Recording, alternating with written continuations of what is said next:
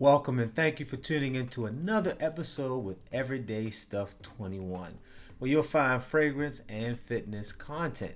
In today's episode, I am going to share and discuss my thoughts on my very first Louis Vuitton fragrance. And that fragrance is Imagination. A fragrance that is wonderful and definitely one to check out. But before I get started with this discussion, if this is your first time tuning into this channel and you have not yet done so, please consider subscribing, tapping the like button, and leaving a comment on this discussion.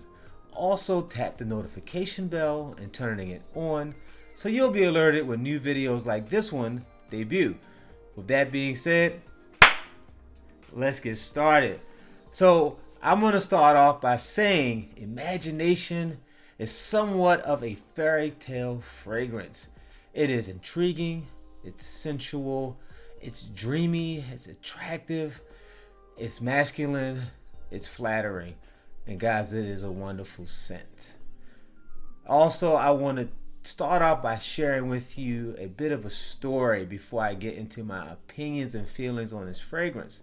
So when I first came across this, I was out of the country visiting Europe, and I went into the Louis Vuitton store for the very first time, and I had such a wonderful experience inside. And one of the things that I really wanted to do was check out their fragrances because they're not that convenient to where I live. So I had the opportunity to sit down and really explore them, no pressure and all that stuff. So I really tested out some, and the ones that I chose to test on skin was Imagination, and I think it's Les Sabes. I'm not sure if I'm pronouncing it properly, but it's their rose scent. So I decided I'm going to go ahead and leave and walk out, and I went across the street to this other sort of department store, and it houses loads and loads of beautiful fragrances. And I was in there exploring just to see, testing these two out and check out what they had over there. And while over there, I met this young lady who came to help me out. And I was in one of their other areas, I believe it was in the Marni Privé section with all of their wonderful fragrances.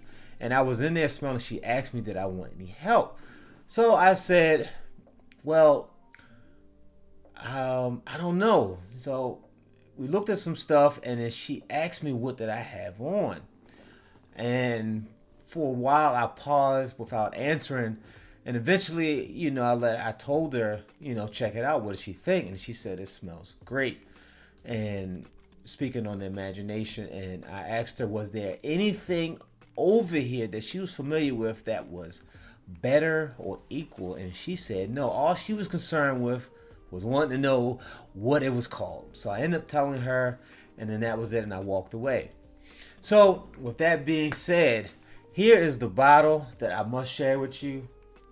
And it is a beautiful clear bottle. Just makes you think about fresh and summery and citrusy. The cool thing about this is the top comes off and it's magnetic. So you can just put it back on, pull it off, put it back on. It is a dope container. I mean, I really like the craftsmanship. It's just a beautiful bottle. Okay, guys, let's talk about what you're going to find inside this wonderful creation. So starting off with the top notes, this is what you're going to get. It's a quick and quiet blast of citrusy citron and bergamot with hints of orange in the first 5 to 10 minutes. Shortly after, I picture an aroma between the ocean and the sky, represented by the neroli flower, which is like a watery, energetic, and refreshing mist. Not acidic, yet lively and clear like pure running spring water from a mountain. Then the star of the show shows up. The black tea note makes its grand entrance that gives a somewhat watery olfactory experience, not smoky like an Assam tea, but subdued and light as we enter into the body. Slightly spicy is the ginger with added support of hints of cinnamon. The ambroxan note spreads a minimal clean shower gel touch, not like you will find in Bleu de Chanel or Dior Sauvage. Then the base notes of a dry Gaiac wood that seems diluted, and the frankincense that is very friendly. Now guys, this fragrance is fire to me. It is very flexible. It's a signature scent worthy. You can wear it all year round. Outside of the times when you got that extreme cold, you're talking about in the teens or negative, it's not probably going to be the one you want to reach for. Needless to say, you're probably not going to be outside anyway. But other than that, durability is pretty good. I get on skin 8+ hours. It definitely projects not super far. It's not an eternal powerhouse like Ombre Nomad, where you put that on. I mean, it's a beast. Other than that, guys, this is a dope fragrance. Definitely want to put hands on it. Definitely want to try it. I really like it. I'm happy to own it.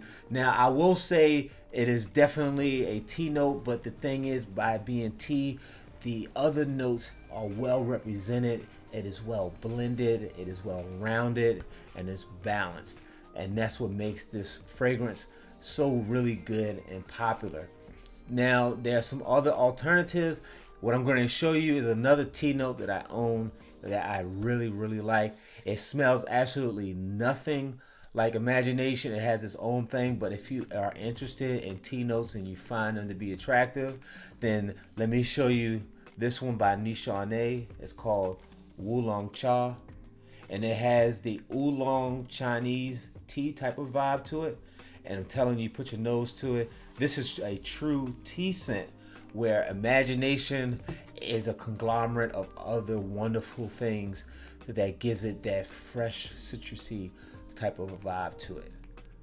Guys, thank you for tuning in and allow me to bend your ears and fill your eyes with substance. Please leave a comment, a like. If you have a comment, leave it down in the comments and let's hear about it. What are your thoughts? Do you own this? Do you want this? Until we meet again, peace and blessings.